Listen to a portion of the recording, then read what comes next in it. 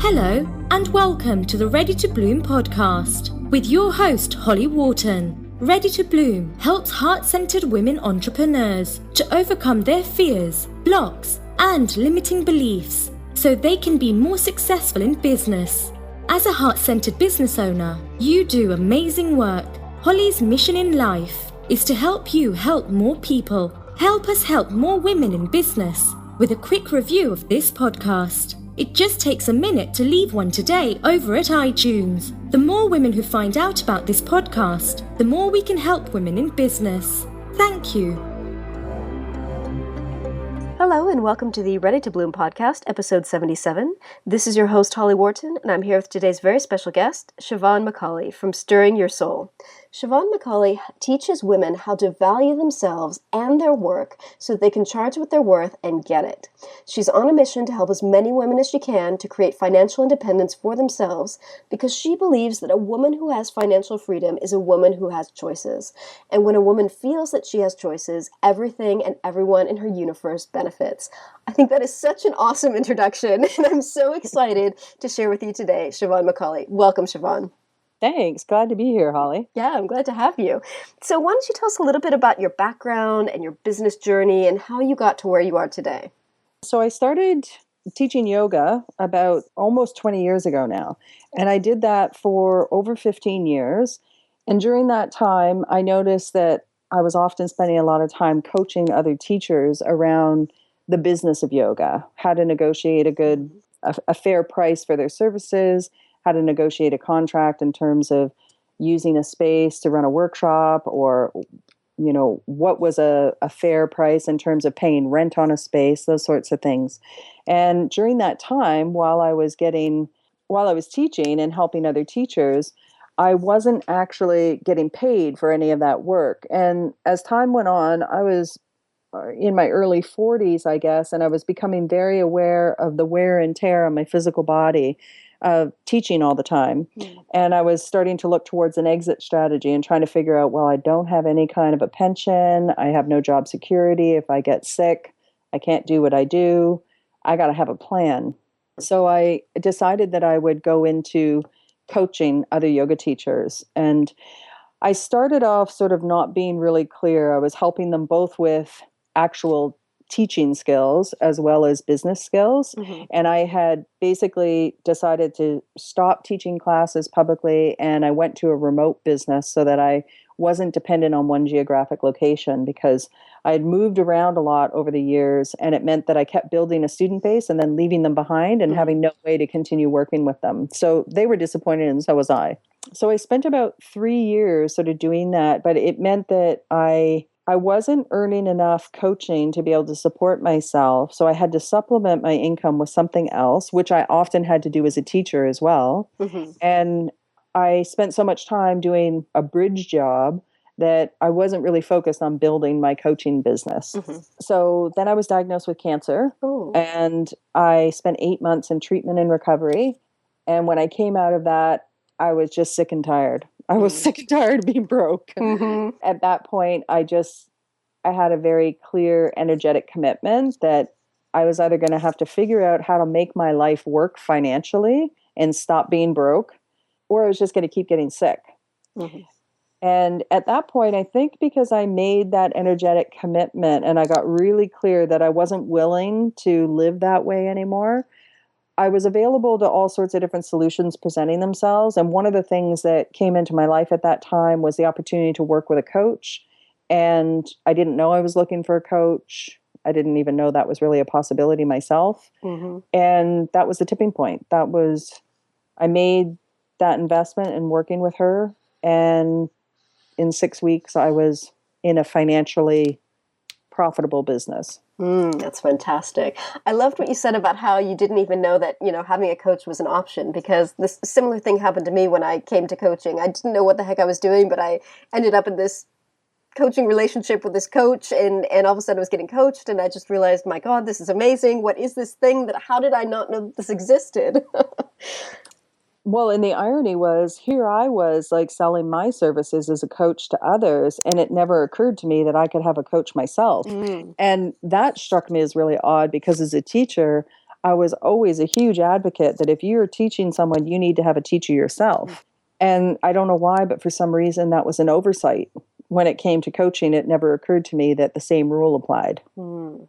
Excellent. So when you started coaching these women that were trying to build their yoga business, was this just based on the information that you had learned as you had built your business, or did you do any kind of training, or was it just kind of passing on what you knew to other people?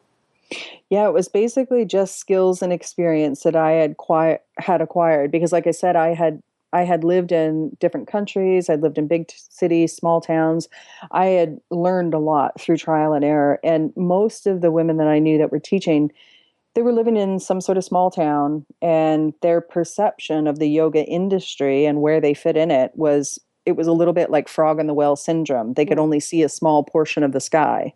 Whereas I had a much bigger understanding. I had lived at the Kripalu Center in Massachusetts for 2.5 years as a sabbatical resident back at the time when the Yoga Journal conferences were just starting and they were hosting them there every year. So I had a very big network of like top tier teachers as peers and friends. And I had a very clear understanding of how the industry was set up. So I was coaching them based on that experience. And the goal was really, in some cases, it was helping them to establish a practice and a relationship to a teacher to get the ongoing support they needed to feel confident to teach others. And in other cases, it was like, okay, teaching X number of classes, I'm making X number of dollars a month. I really want to be going to the next level. How do I get there? And we were coming up with a strategic plan. Excellent. It sounds like you've had such a variety of experience, as you said, from having to move a lot, big towns, small towns, and it was like you kept setting up your same business over and over and over again every time you moved. Yeah. And so, like I said, that was exhausting for me in some regards to have to start over and over again. And it was also disappointing for myself and my students that I was leaving behind. So that was something that I had owned a yoga studio in Key West, Florida. And when I closed that studio and moved back to Canada, I felt really bad. I wanted to be able to have a way for my students to continue to have a relationship with me. And it took probably 8 years before I was really available for them to do anything in a remote capacity with me. And then by that time, it was no longer a relationship of day-to-day practice together. It was about how do you be more effective as a teacher? Because a lot of the students that I had were teachers themselves. So now what you do is you work with women to help teach them to learn how to value themselves. How do you do that? Because I know that's something that a lot of women in business really struggle with. It's not just what do I price my offerings at, but it's just how do I realize that I have value and that what I know and what I can offer has value. Yeah, and you're right about that. You can price your offering at any price you want, but if you don't feel confident in your ability to deliver the value that you're promising, it won't sell. So it's not just a matter of putting a big price tag on something. It's a matter of energetically being in alignment with what it is you say you can deliver on.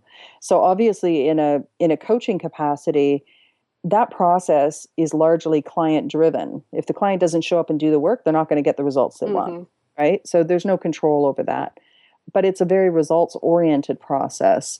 And in that process, what we're looking to do is help the individual to get clear on the results that they know they can deliver if their client shows up and does their part.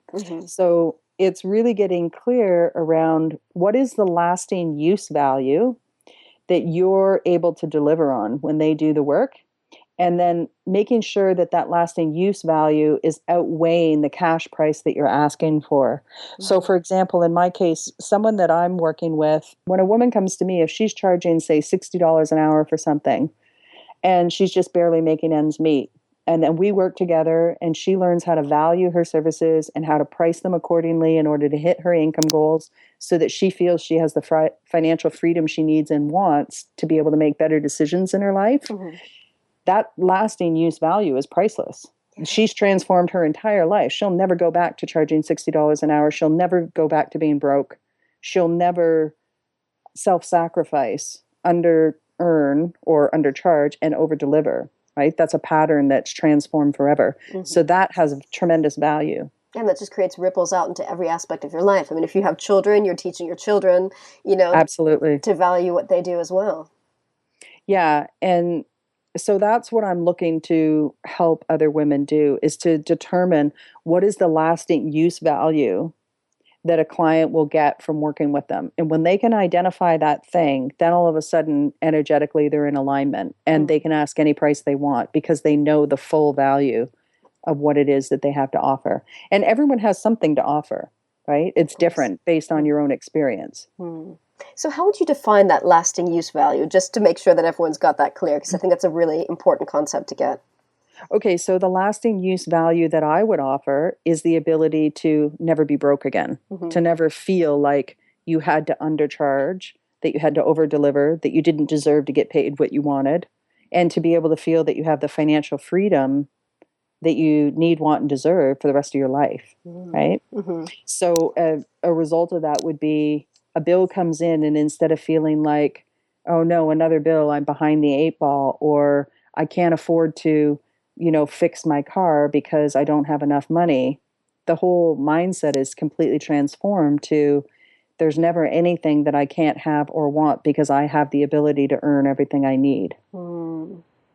Excellent. And I think a lot of women that's come into owning their own business for the first time, it's like, if you're coming from having a job, you've got that fixed salary every week, and there's nothing you can do about it. I mean, you can ask for a raise, but it's not dependent on you, or, it's dependent on your boss and your company.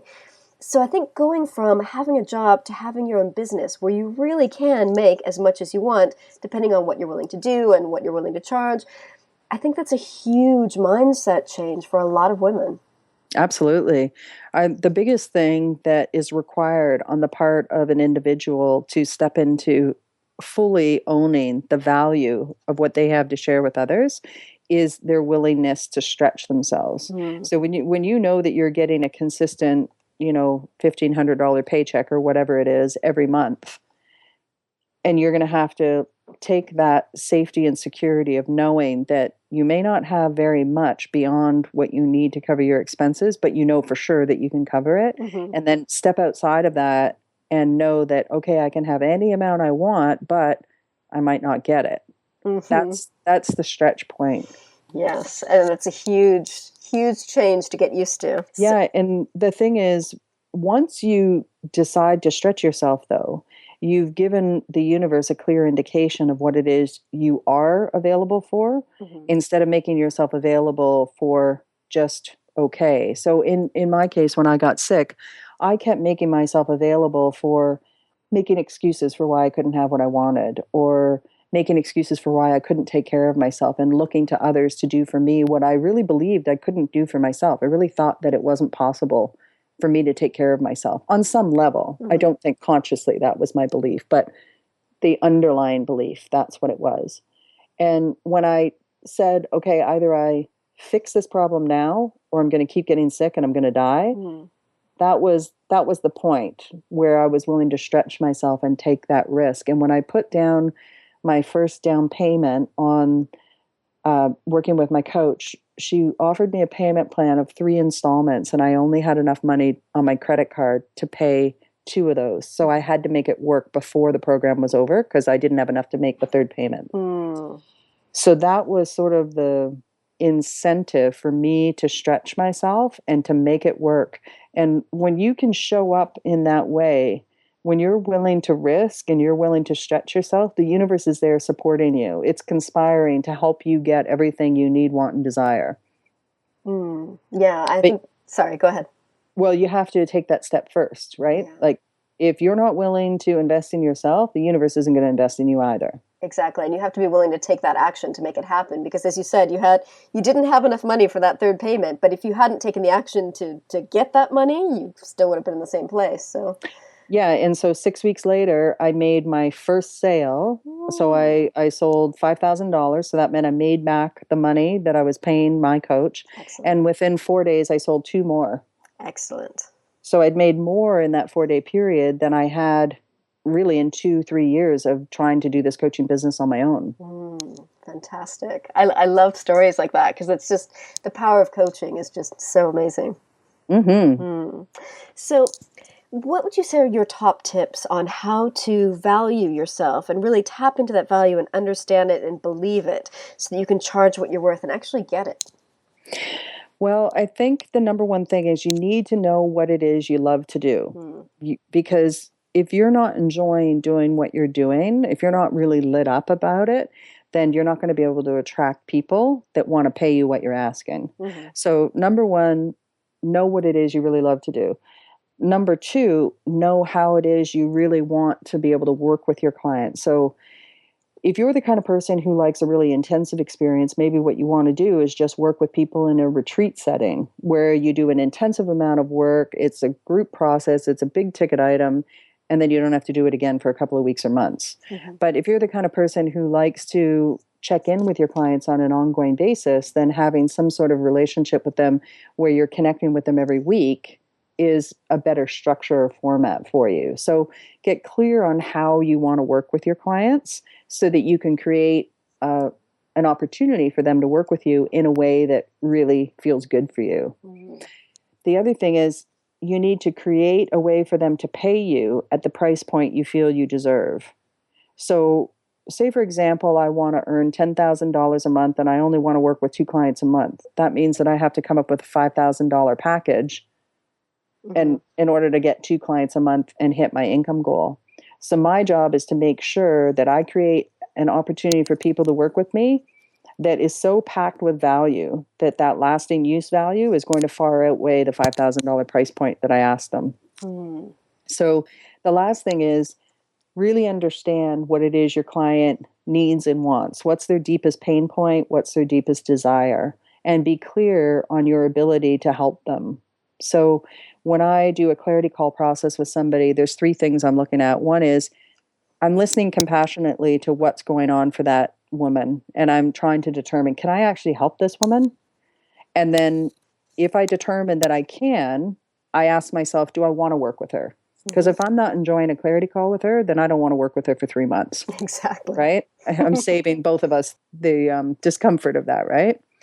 And it's also honoring what I need to be in alignment with my truth, right? I deserve to enjoy the process of working with somebody.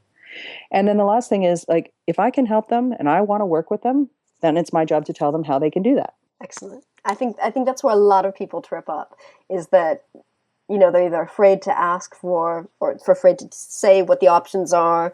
And so they kind of get stuck. They realize that they want to work with this person. They realize they can help them, but asking for the money can be a big thing for a lot of people.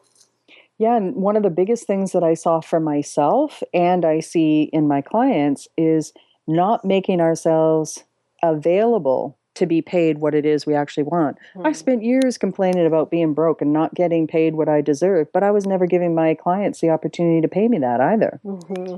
And when I was able to take a client who had been paying me by the hour to paying me $5,000 for a coaching package, it was proof that I was my own biggest obstacle. It wasn't about my clients. It was about me getting on board with my own value. It was like they were ready to give you the money, but you weren't asking for it, or you weren't giving them the option at that price. I mean, how many times have I heard a client go through a process of telling somebody how much, like, this is how you can work with me, and that costs $5,000. And then before the client even has a chance to respond, they're immediately saying things like, but I can give it to you for $3,000 if you can't afford it. I know. I've heard so many stories like that, and it's just toe cringing. Yeah. It makes me feel so that's bad. what I mean by we set ourselves up for failure by not making ourselves available for what it is we really want. And as soon as you say no to the things you don't want, like you don't want to get paid less than you're worth, you don't want to work with clients that you don't enjoy working with, you automatically make yourself available to receive what it is you do want. What about women who really struggle with recognizing that they have something of value? Because oftentimes the things that we're so brilliant at are just common sense to us, and it's hard for us to realize that, everyone doesn't know that. So how do you help women tap into, this thing that you do is your thing, and other people don't know how to do that? Oftentimes I'll work with my clients and I'll get them to make lists of like, what are the benefits or what are the reasons why somebody would want to work with you? What are they going to get out of that experience? And then I'll have them take the things that are on that list and I'll have them rank them based on like, number one is the thing that lights me up the most. I love doing this. It comes so easily. Every time I'm doing this, I just feel in the flow and connected to who I really am. And number four is like, well, I'm really good at it and I've done it a lot, but I don't really enjoy it. Because in my experience, what I see women doing is offering what they can do because it's what they've done before or it's what they do well, but it's not what lights them up. And then that becomes an energetic misalignment. So once they rank those things, then I say, okay, cross everything off the list. It's not on number one. And then that's the first thing you need to do is start building a package around that number one thing. And so then we work on the process of like, what structure or format do you want to work with your clients in? You know, how do you feel you're able to deliver the results that they desire? What capacity or format feels best for you? Some people, you know, they have to work in person. Other people, they don't want to work in person, you know? Yeah, I think that's so important to realize that, you know, it's not just about making it convenient for your clients. It's about what do you really love? Yeah. And it's also, you know, there is the question of like, what is going to be the most effective vehicle for your client to get the results that they want? So in my case, I know that it takes a minimum 6 weeks is usually sort of the tipping point before a woman has sort of all the mindset piece foundation laid and has all of the logistical pieces in terms of making herself available to receive money for her service before she's actually going to make a sale. So like typically they make their first sale within 6 weeks. But then we spend the remainder of that 90-day program focusing on setting up the systems and structures so that their business becomes seamless and it essentially automates itself and they can work less and less. Right? So if you know that what you're offering somebody requires a certain time frame in order to get the result that they want, then it's your responsibility to allow them to work with you in a way that's going to get them that result. Yeah. Now, some women, though, they might only be interested in helping people to sort of spark that inspiration. They're not looking for ongoing support. They're looking just to catalyze an initial feeling response. And so therefore doing a retreat or an intensive is an effective vehicle.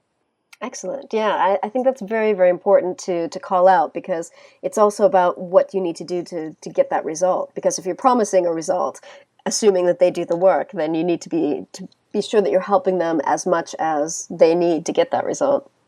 Yeah, and the thing is, it's not a win-win situation for you if your client's not happy. Yeah. So it's your responsibility to be cognizant of what are the realistic elements that are going to be required for them to get the results that they need, and how can I create an opportunity for them to work with me so they can get those results. And obviously, the more results your clients are getting, the better you're going to feel as a coach or as a business owner, and the more successful everyone will be. Yeah. Yeah. Yeah. And you definitely want it to be a ripple effect like that. Exactly. Yeah. So tell us a little bit more about this 90-day mentorship program. It's called 3 Months to Miracles. Is that correct? Yeah. So that's a personal mentorship. So when a woman signs on with me for the 90-day program, basically the number one thing we're looking to do is to teach her how to value herself and the work that she does so that she can charge what she wants and get it. And so oftentimes that means getting clarity around what it is she really has to offer, what it is she wants to do, who she wants to work with, and then getting clarity around how much money does she need to earn every month in order to really feel confident, comfortable, relaxed, and in alignment, basically, and able to be of service in the world. And then we create a package that allows her to deliver those results in the way that she desires and hit her income goal. Excellent. And is this the only package that you have for working with people? I also work with women in just a half-day intensive setting. And so the half-day intensive setting, it gets a different result. So a half-day intensive might be for someone who already has a business and they're just looking for a little spark of inspiration, or they've got a little piece that they're working on, and they just need some support around restructuring and coming up with a strategic plan for sort of their next step. Mm-hmm. The half day intensive, the other thing about it is that more often than not, I'll do that in person versus via Skype, although it can be done via Skype. And the reason for that is that we choose a high vibrational location. And part of it is the experience of just helping that woman to step into valuing herself on an energetic level, allowing her to feel the experience of being well taken care of. And so at the end of our half day together, maybe there's a surprise of a massage thrown in, or there's a champagne tasting or something, so that the whole experience is very luxurious and it's very oriented towards acknowledging that when she invests in herself, everything else in her world blossoms. I love that. And where are you located currently so that people can know whether or not that's an option for them? I live in Toronto most of the year, but I also spend quite a bit of time in the US. And so the half days intensives, they can happen in any location depending on where I'm at. I love that. As someone who's moved countries many times in her life, I love hearing that other people have done that as well. So, Siobhan, do you have any women business mentors yourself, or are there any women in business who inspire you? Yeah, I mean, there's lots. Initially, through the B School community, I got connected to my own coach. Her name's Jessica Caver-Lindholm. Then there's a series of mentors above her. Her mentor is Grace Kelly. Grace Kelly's mentor is Gina DeVee. So there's that whole community of high-end coaches. Then there's also Denise Duffield-Thomas, who I think that was how we originally connected, was through the Lucky Bitch community. And I became connected with Denise through B School as well. And of course, B School is run by Marie Forleo. So there are plenty of women in that online community that are doing this type of entrepreneurial work that I definitely look to and admire and respect in terms of what they've accomplished. Another person who comes to mind, though, is my partner's mother. His mother is in her 70s, and she works for their family company. It was a company that was started by her father. And in her 70s, she's probably 74 now, I think. She still works every day. She's the vice president of marketing for their company. It's a food company. And she travels around the world representing them. She's also the trustee on a major board for a university in the US, and that has a 6-year term to it. So she laughingly jokes and says, I'll be 81 before that term's over. And so in her case, I really admire her spunk and her enthusiasm, that in her 70s, she's getting up every day and she's out there and she's loving life and she's working because she loves the work that she does. Yeah. And I would like to feel that way in my 70s. Well, I think if you love the work you're doing, I think that just helps you live longer naturally because you're just so happy with your life. Absolutely. Why check out of this life if you love what you've got? So yeah, and I tell women, when you choose to be an entrepreneur, it's the best thing in the world that you could ever do for yourself, because you get to decide what you want to do, who you want to work with, and how much you want to earn. Yeah, I love that. I think that's so important for women to, if they're even remotely considering entrepreneurship, that they just give it a try and learn what they need to learn to make it happen, because it's completely life-changing. Yeah, and I mean, it's not always an easy road, that's for sure, but it is the best deep transformational work you'll ever take on, Yeah, and it's just a huge personal transformation, professional transformation in so many ways. It's just like completely life-changing. I think, too, that you have a better opportunity to affect change in the world when you're making those choices for yourself. Yeah, I agree. I mean, not just the people that you work with, but your family and just friends, everyone that knows you. It's like it just ripples out so much more. So, Siobhan, where can people find you online if they want to check you out? My website is stirringthesoul.com. And so people can find me there. If they're interested in the 90-day program, they can find out more details about that, or an intensive. And there's also a clarity call page there where they can sign up for a call with me if they're interested in seeing how we might be able to work together. On my website, there's also a couple of free resources. So there's a 4-part audio series that's all about how to break out of trading your time for money. So if you're still working in an hourly rate position, then that's a really valuable resource. There's also another audio that you can download and listen to that's on owning your worth, how to charge more and get it. Mm-hmm. And then I'm also on Facebook. If you want to find me on Facebook, my Facebook page is just Stirring the Soul with Siobhan McAuley. Excellent. Well, thank you so much for joining us today. Thank you for having me, Holly. It was wonderful chatting with you. Thank you, and thank you for listening. And remember to visit readytobloom.com/77 for the show notes on this episode. Thank you. Thanks so much for listening to the Ready to Bloom podcast with your host, Holly Wharton. If you enjoyed this episode, remember to head over to iTunes and leave us a quick review of this podcast. Thank you.